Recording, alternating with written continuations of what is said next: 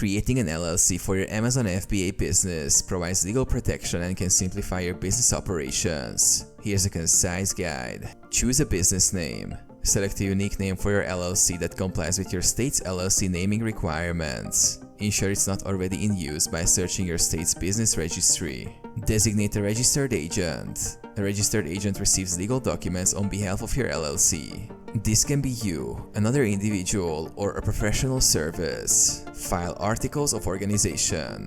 Submit the necessary formation documents to your state's business filing office, often the Secretary of State. This usually includes basic information about your LLC like name, address, and registered agent. Create an operating agreement. Draft an operating agreement outlining the ownership structure and operating procedures of your LLC. While not always legally required, it is highly recommended.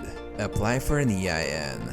Obtain an employer identification number from the IRS. This is necessary for tax purposes and opening a business bank account. You can apply online for free on the IRS website. Register for state taxes.